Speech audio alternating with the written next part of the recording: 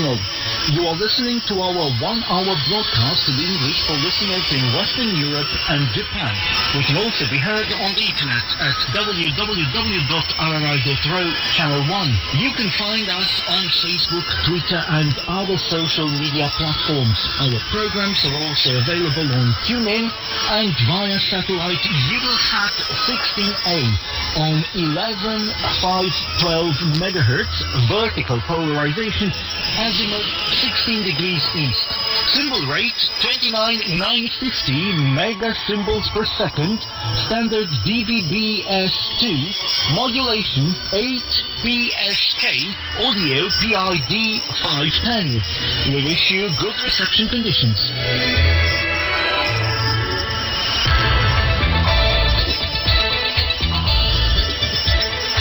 Welcome, I'm Mihaela Ignatescu with the news, the headlines. The first tranche of 80,000 doses of AstraZeneca vaccine has arrived in Romania. The Ministry of Foreign Affairs in Bucharest has expressed its deep concern over the act of vandalism directed against the representation of the Romanian Orthodox Church in Jerusalem. And in Champions League, Romania's women's handball vice-champion, CSM Bucharest, has defeated the Danish team Esbjerg.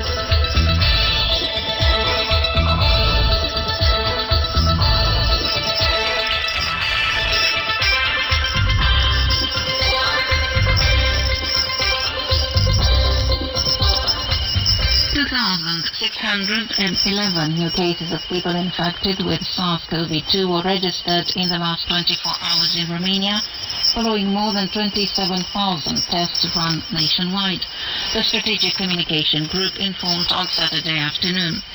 During the same period, 61 people diagnosed with COVID-19 died. The vaccination campaign continues, and Prime Minister Florin Câțu took the second dose on Saturday. He announced that Romania is discussing with the European Commission the possibility of producing one of the anti-COVID vaccines at the Cantacuzino Institute in Bucharest.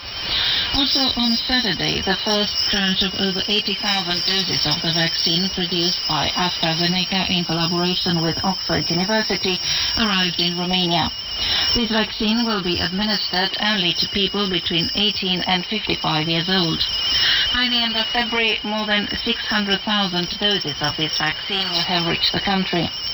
Meanwhile, the immunization campaign with the Pfizer-BioNTech serum continues, and the administration of the Moderna vaccine started on Thursday. In total, so far, about 650,000 Romanians have been vaccinated. Two more patients who were in the 5th ward of the Matei Balș Institute in Bucharest during last week's fire died, the Ministry of Health announced on Saturday. These are two men, aged 73 and 91 respectively. 5 people lost their lives on the day of the fire, and 9 more deaths were reported later among patients transferred to other hospitals. The prosecutor's office attached to the Bucharest Tribunal announced that it finished on Friday the on-site investigation. So far, 33 people, medical staff, administrative staff, police officers who participated in the initial intervention, and relatives of the victims have been heard. Several wards burned and the whole building was affected by smoke. More than 100 patients were evacuated and transferred to other health facilities. A similar tragedy took place in November at the emergency hospital in Piatra Neamț in northeast Romania, as a result of which 10 patients died. The leader of the Renew Liberal group in the European Parliament, the former Romanian Prime Minister Dacian Cioloș, has said that the High Representative for Foreign Affairs of the Union, Josep Borrell, must come with explanations before the MEPs, after he was humiliated by the Russian Foreign Minister Sergei Lavrov. Today's events are a slap in Europe's face and should serve as a lesson that in negotiations with the Russians, we can only impose ourselves if we are united in defending the values on which the European Union is founded. Respect for human dignity, freedom, democracy, equality, rule of law and human rights, Cioloș wrote in a post on Facebook, after Moscow announced on Friday the expulsion of 3 diplomats from Germany, Poland and Sweden because they participated in the protests for the release of Alexei Navalny. The head of European diplomacy had admitted since the beginning of the week that he would not obtain the release of the most fierce opponent of President Vladimir Putin. At a meeting with Lavrov, Borrell reiterated his call for the release of Navalny and the start of an impartial investigation into his poisoning with Novichok in August 2020. Already sentenced to prison on Tuesday in a case of embezzlement that he says it was politically fabricated, Navalny appeared in court again on Friday on charges of defaming a World War II Soviet Army veteran. The Ministry of Foreign Affairs in Bucharest expressed its deep concern over the act of vandalism directed against the representation of the Romanian Orthodox Church in Jerusalem, which took place on Friday. In a statement issued on Saturday to Arger Press, the ministry strongly condemns any violent behavior aimed at destroying, desecrating or damaging official or religious insignia, as well as the motivations behind them. The ministry welcomes the solidarity reaction of the Israeli authorities, which promptly and unequivocally condemned the act of barbarism on the most important Romanian church establishment in the Holy Land, where many Romanian pilgrims come annually. In our sports, Romania's women's handball vice-champion, CSM Bucharest, on Saturday returned with a victory to the Champions League after 2 matches in a row that were postponed due to cases of COVID-19 reported in their opponents' teams. The Bucharest team defeated on home turf the Danish team SBF 28-26. After 11 matches, CSM holds the 4th place in Group A with 13 points. On Sunday, the Romanian champion SCM Râmnicu Vâlcea plays away in Group B against another Danish team, Odense. Vâlcea is on the 6th place in the group with only 4 points. Only the first 2 teams qualify directly in the quarterfinals, while the others will have a playoff. And that was the news. Coming up next, the Week in Review.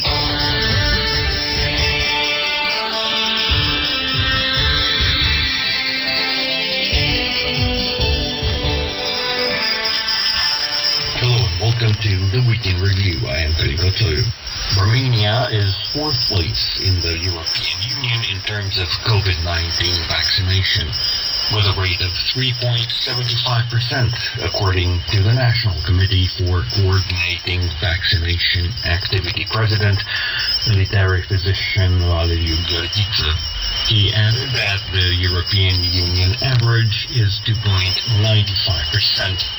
So far, about 650,000 Romanians have been vaccinated. Over 500,000 people have been scheduled for vaccination for the first dose before April the 14th, and almost 1 million for the follow-up. The calendar of delivery is delayed, just like in the rest of Europe. But the manufacturing companies provided assurance that by the middle of the month, deliveries would be ramped up.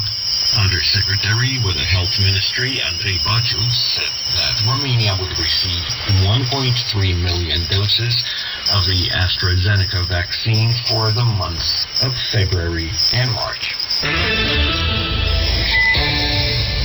Starting on Monday, February the 8th, schools in Romania reopen and students can go back to school in person in the second semester of the school year. The authorities have decided that going back would be based on 3 scenarios, depending on the incidence of COVID cases registered in the last 14 days. In the first version, in places with incidence of up to 1 per 1,000, all students and teachers can attend class in person. In the second scenario, in places with an incidence between 1 and 3 per 1,000, classes will be attended in person only by kindergarten and primary school students, along with students that are about to graduate. In the third version, only kindergarten and primary school students attend classes physically. Students, teachers, and the rest of staff have to wear protective masks at all times, both indoors and outdoors. The Ministry of Justice in Bucharest has announced that it has selected 6 candidates for the position of European prosecutor on behalf of the country.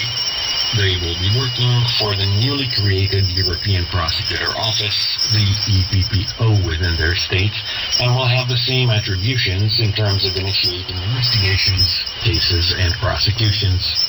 The EPPO was set up in April 2017 upon the initiative of Romanian Europe MP Monica Macovei, formerly Justice Minister in Bucharest, and is led by Laura Codruța-Tevez, formerly head of anti-corruption prosecutors in Romania. It was created based on the consolidated cooperation procedure and joined optionally by member states. 22 states are participating right now, among them Romania. The role of the structure, headquartered in Luxembourg, which will become operational next month, is to facilitate cooperation in investigations and prosecutions of crimes that affect the budget of the EU, such as fraud and money laundering. The court in Bucharest on Thursday has issued the first criminal sentence against a person for the denial of the Holocaust. Former Lieutenant Colonel in the Romanian Intelligence Service, Vasile Zărnescu, got a year and a month in prison, suspended sentence, for publishing several texts denying the Holocaust. This was the killing of millions of Jews and other minorities by Nazi Germany and its satellite states. A 2002 emergency ordinance issued by the government makes contesting or denying the Holocaust in public a crime punishable by 6 months to 3 years in prison or by a fine. Now, the court had previously issued a definitive sentence based on this act. Liberal Member of Parliament Alexandru Moraru, special representative of the government for policies against anti-Semitism and xenophobia, believes that this first sentence in Romania for denying the Holocaust sends a strong message on behalf of justice and also raises the alarm against a growing wave of anti-Semitism, which should be taken very seriously. The Mexican authorities have solved the situation of Romanian citizens stuck in the international airport in Cancun as a result of a telephone conversation held by Romanian Foreign Minister Bogdan Aurescu and his Mexican counterpart, Marcelo Ebrard Casaubo. All Romanian citizens in the airport were granted access to Mexico, with the exception of 5 people who were remitted to Romania because of a security alert. According to the press, 114 Romanian tourists had been held in the airport for several days without explanation in humiliating conditions. You have been listening to the Weekly Review.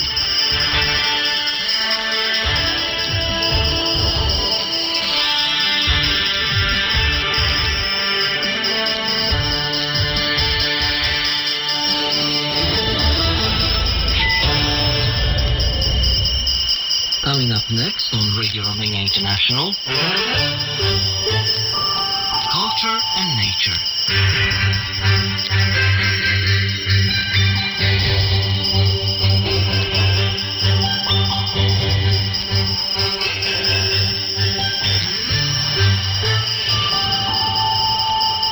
Welcome to Culture and Nature. I'm Eugen Nasta. Weather permitting, but also times permitting, given the ongoing sanitary crisis and ensuing restrictions, Bucharest city dwellers have never ceased to discover their city and its surroundings. Most helpful in such an undertaking has been the History of Art Association, whose most recent project has set out to trace the history of the body of architects. A most relevant institution during the interwar years, the Body of Architects issued the license to practice for architecture faculty and construction engineering graduates. Also, the biographies of the architects' body members who have been introduced to the viewership are well documented, thanks to the archive research carried by the History of Art Association. With the details on that, here is the association's Executive Director, Oana Marinache. We began by doing our archive research, since, in effect, that fund had never before been made available to specialists for their research work, and we selected, for the first stage of our activity, a couple of files belonging to several architects, mostly men, but also researched the activity of several women architects. At this stage, for the most part, our activities were carried online. Actually, we have digitized and presented the case studies, as well as a great number of photographs. We organized online presentations to high school students in high schools in Ploiești and Bucharest, just as we used to do in the past. It's just that right now, those workshops could no longer be staged physically, but digitally. Then we also had guided tours. In Bucharest, we paid tribute to architects Statie and Yorgu Ciortan in our presentations. We also presented Alexandru Zaharia, an architect who is rather less well known today. And in Sinaia, what we did was to present a whole series of architectural creations authored by leading names who mostly worked in Bucharest, but who also worked in the mountain resort since they were commissioned to work there. The guided tours of Bucharest targeted monumental buildings which are very familiar to Bucharest city dwellers. Unfortunately, these people know very little about their designers. But that is just about to be remedied, or at least that is what Oana Marinache told us.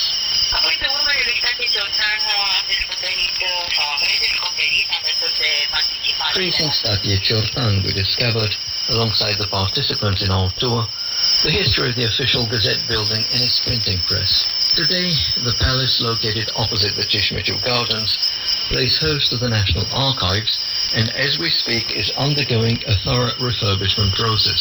Then we also presented the monumental building behind the Savings Bank Palace on Victoria Road, which today plays host to an institution affiliated to the Romanian police. But when it was initially designed by architect Statie Ciortan, its purpose was to host the Post Office Customs House. For quite a long time, Statie Ciortan was a professor with a specialist faculty, but also the chief architect of the Finance Ministry, and that is why in Bucharest, but also in other cities, we're highly likely to see how his design work is embodied by buildings that today play host to treasuries or tax-collecting institutions. As for the residential areas in the northern part of the capital city, Bucharest, our guided tours targeted the work of Alexandru Zaharia. In the 1930s, the architect created two styles that were quite in fashion at that time, the modernist cubist and the Mediterranean eclectic styles. The latter style has been attractive even to this day because of its exotic character, actually thanks to the mix of decorative elements that speak about a fine blend of Moorish and Venetian styles. A great many private residences designed by famous architects can be found in Sinaia, a resort at the foothills of Bucegi Mountains, located 2 hours away from Bucharest. Speaking about that, here is Oana Marinache once again.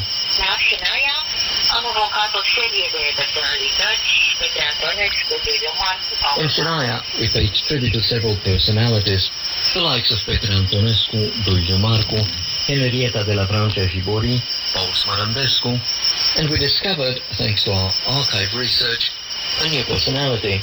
His name is Jean Krakauer, also known as John Crichton in the international milieu. And that was Culture and Nature. You are listening to Radio Romania International. Focus on Romania.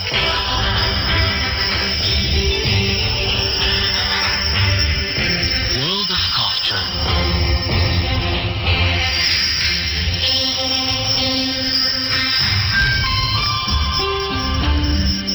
Welcome to World of Culture with me, Eugen Nasta.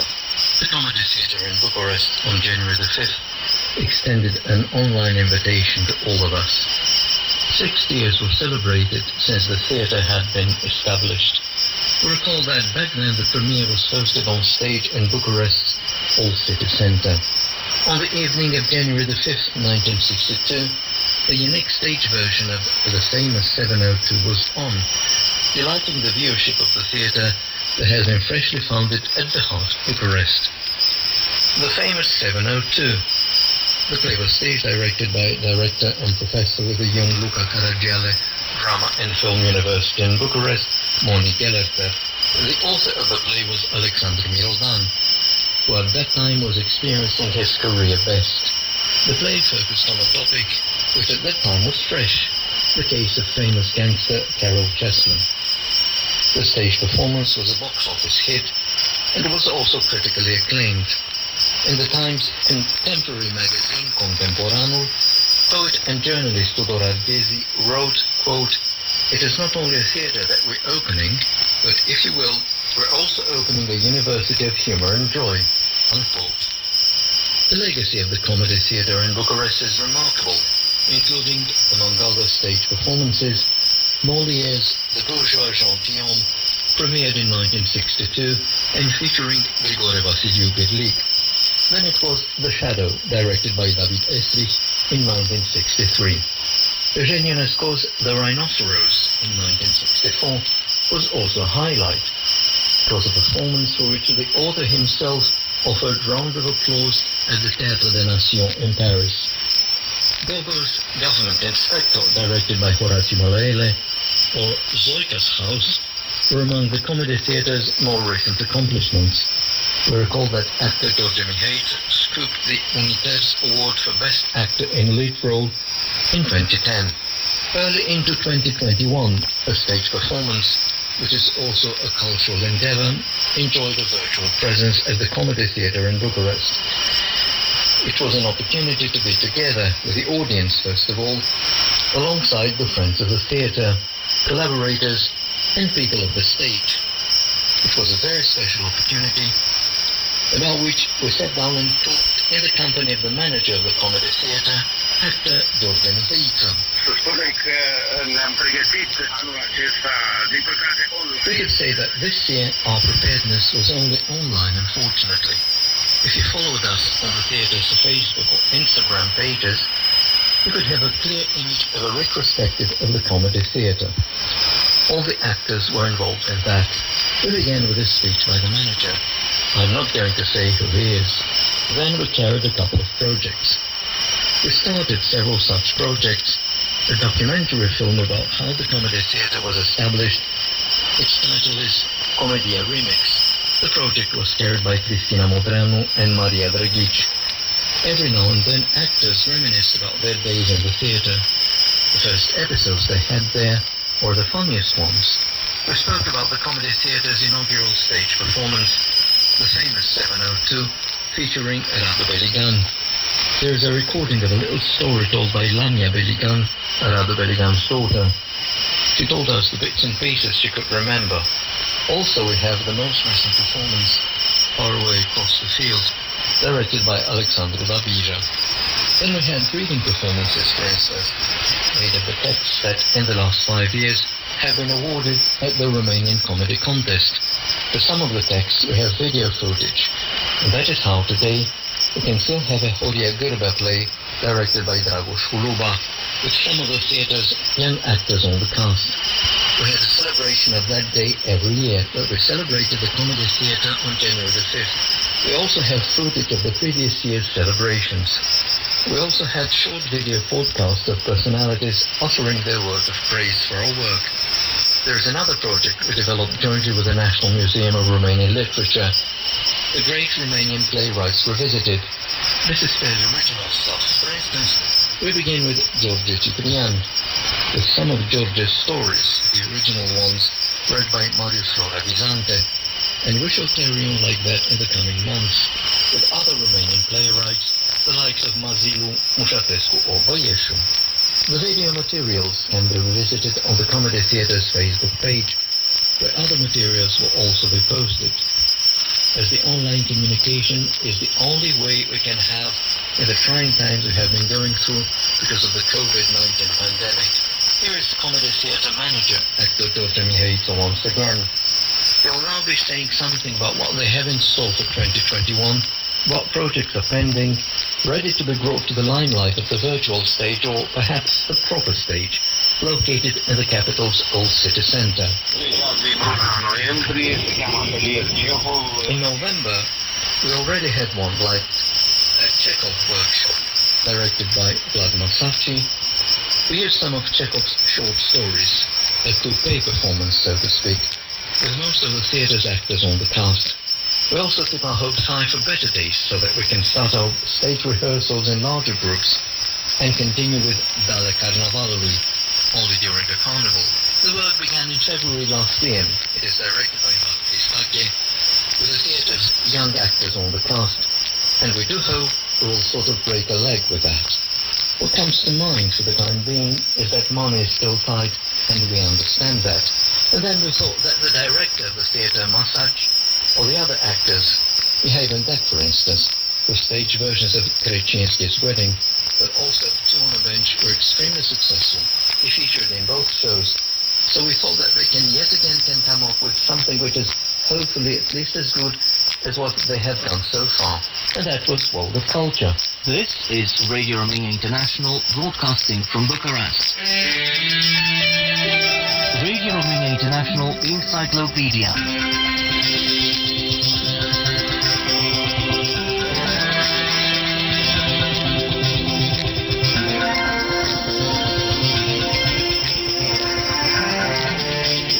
Welcome everyone, I'm Vlad Palcu. Although the first documented mention of Bucharest dates back to 1459, there is substantial prior evidence attesting to the settlement that grew into a major hub for trade and craftsmanship since its early beginnings. After its certification, the city still continued to develop significantly. In 1558, Prince Mircea the Shepherd started building a princely palace which, over the years, would become the nucleus of the upcoming capital city. Its ruins can be observed today in Bucharest, known as the Old Court. The district around the princely court, the church it is home to, and the square around it, used to make up the mahala, which is Romanian for slum, the term used for small urban communities that made up the city. Originating from Turkish, the name mahala is originally used to describe districts or neighborhoods, but more recently, in the modern and contemporary period, the term has become a pejorative name used to describe marginal and poor areas with high crime rates. In fact, Bucharest developed as a group of slums or small communities huddled together. At the center of it was a church.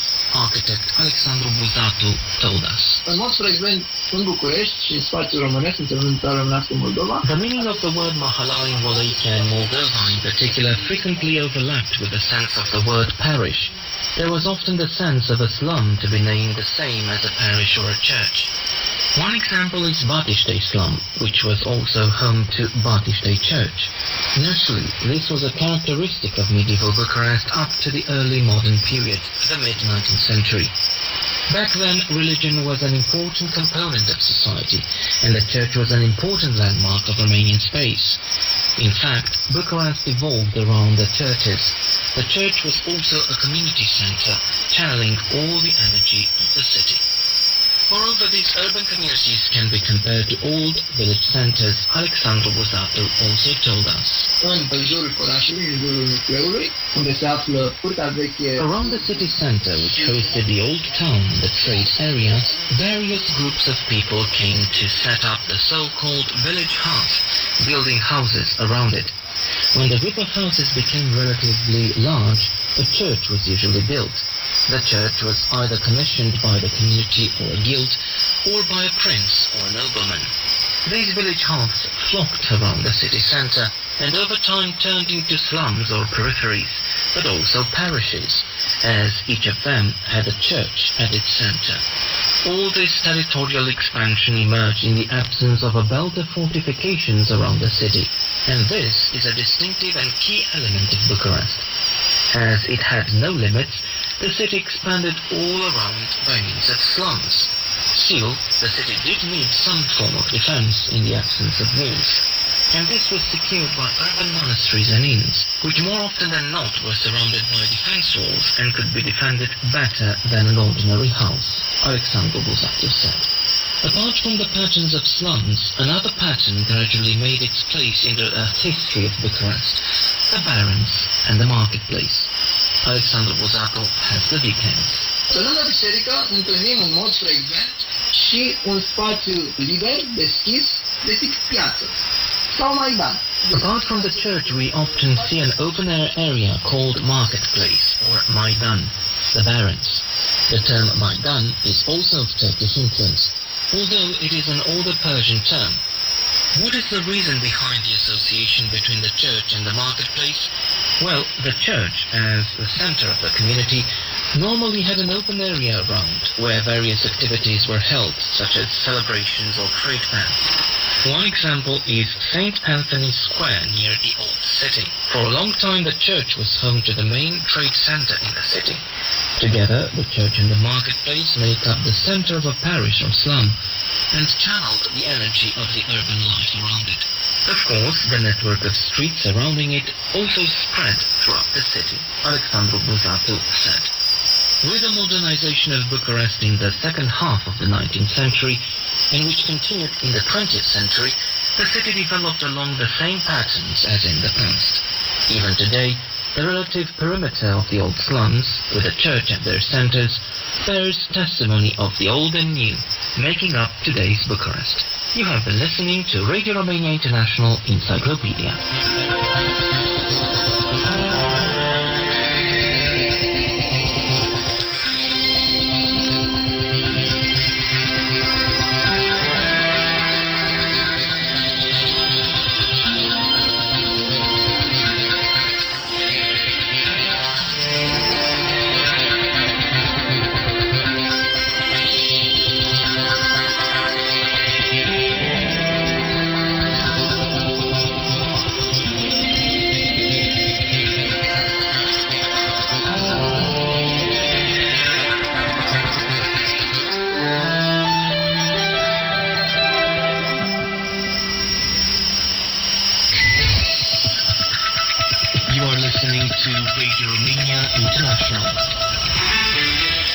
Next in this broadcast, it's All That Jazz.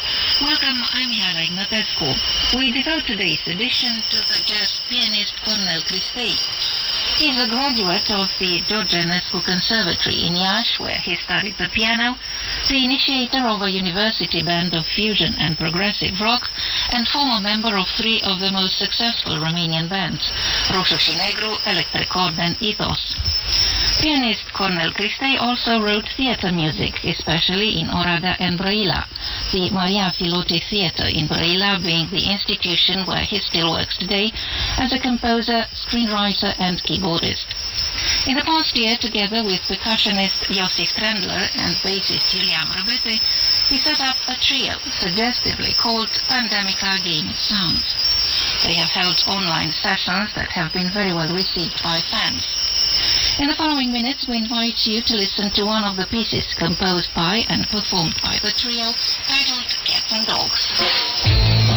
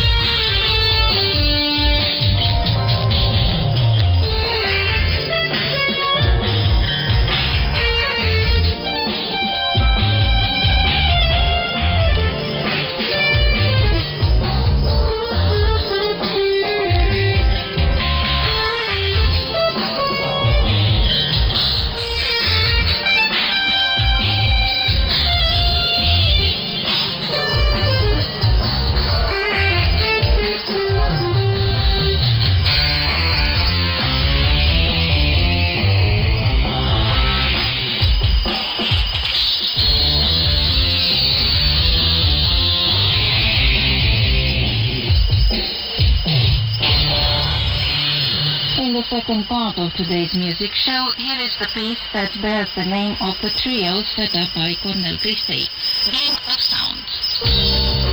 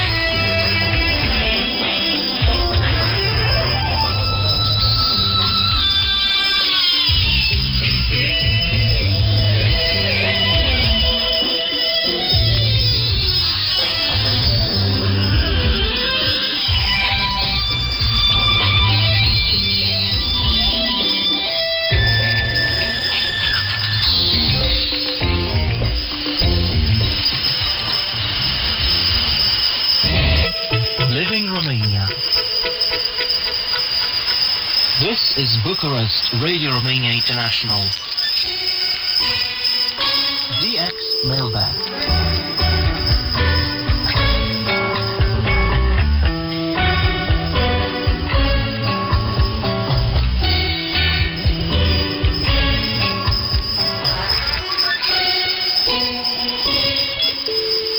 Hello and welcome to DX Mailbag.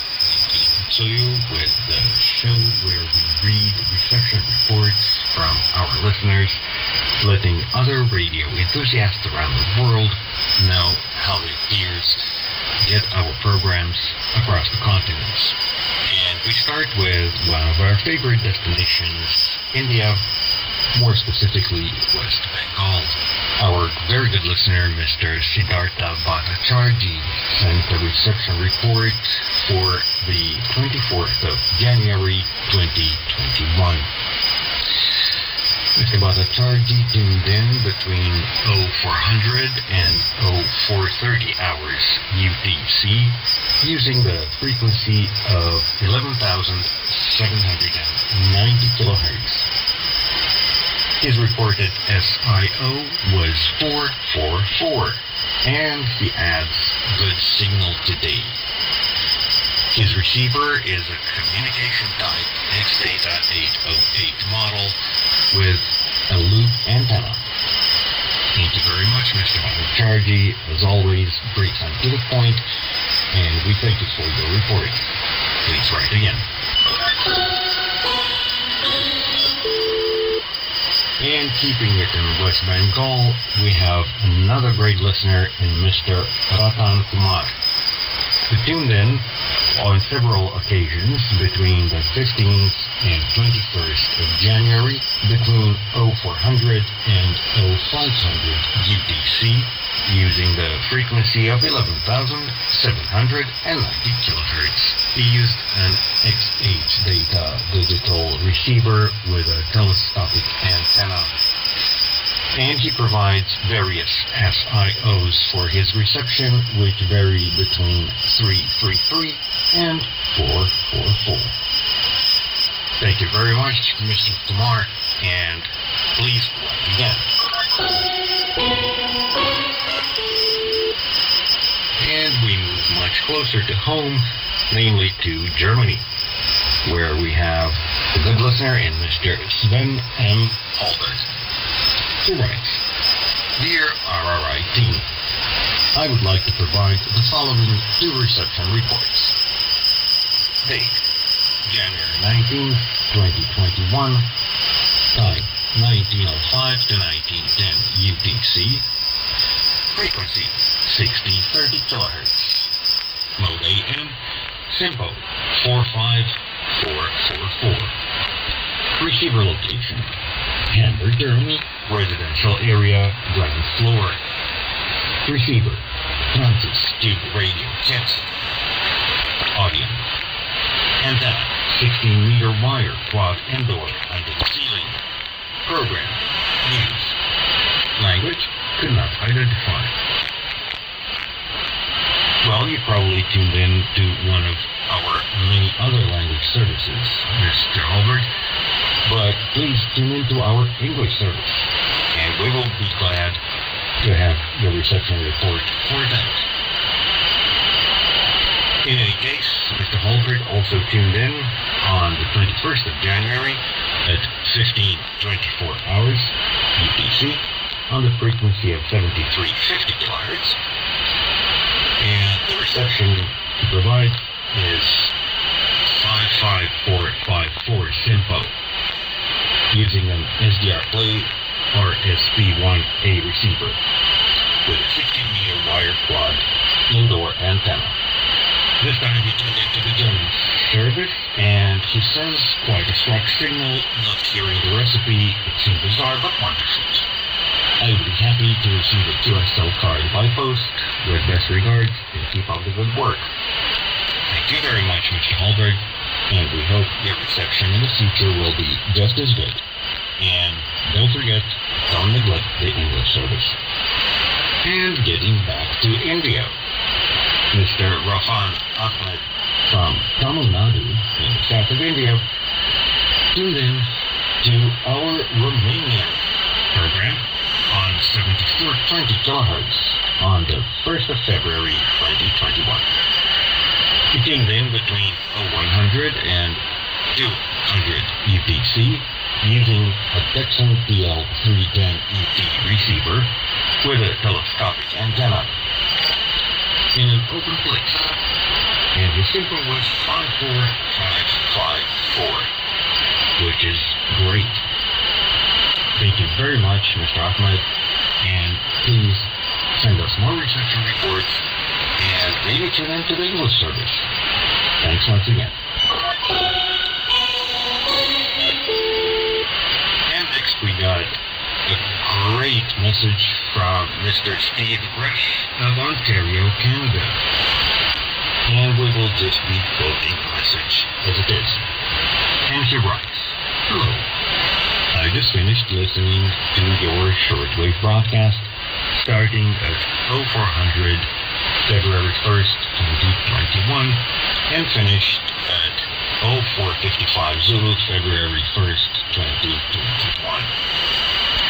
I heard a female announcer deliver the news, business reports, a report on travel, and some excellent music from an all-girl band, as well as reception reports delivered by a male announcer from other listeners. Your signal here in Ontario, Canada was good, with a small amount of fading. My receiver is a one-tube 12AT7 high-flex regenerative receiver that I built myself. My antenna is a horizontal 10-meter random length wire, east to west, at 3 meters in height. Because of my primitive receiver, I am unsure of the exact frequency I heard your program on, but to the best of my knowledge, it was 60 kilohertz. It was a very interesting broadcast. I will be tuning in again." Well, thank you very much, Mr. Brush. It is great to hear that you have such good reception in Canada, especially given the fact that you built your own receiver, which is to be commended. Congratulations, and I hope we get many more listeners of your level of technical ability. Thank you very much once again, and we look forward to your next reception report. And that is about all the time we have for DX Mailbag today. From Bucharest to all our listeners and radio enthusiasts, it's all 73. It's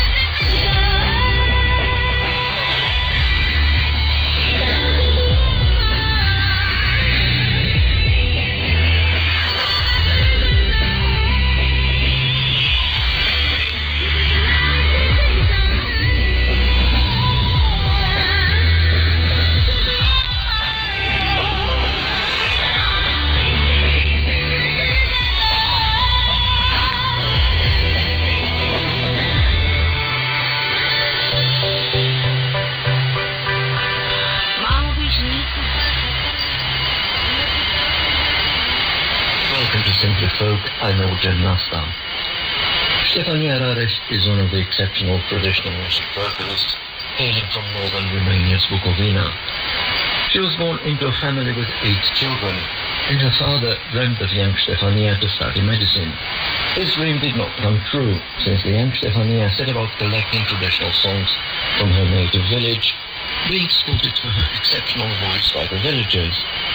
Stefania Rares was a solo vocalist with a Romanian rhapsody, Radio Romania Ensemble, taking the traditional song from Bukovina throughout the country, but also all over the world. You are now invited to listen to a song praising the beauty of Dumbrăveni. Performing is Stefania Rares.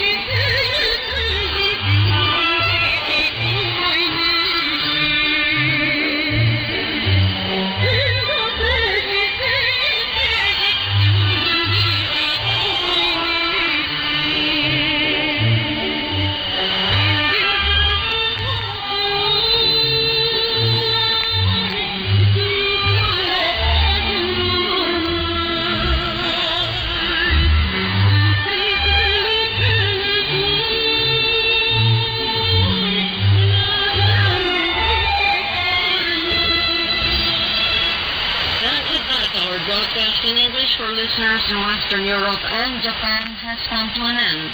You can listen to our next program for Western Europe tomorrow at 6:30 hours UTC on 7345 kHz in analog system and on 6040 kHz in the DRM system. Listeners in Japan can listen to our next program tomorrow at 23 hours UTC on 7325 kHz and 9620 kHz. We can also be heard on the internet at www.irr.ro channel 1. If you have any comments or suggestions, please write an email at entl@irr.ro. Goodbye.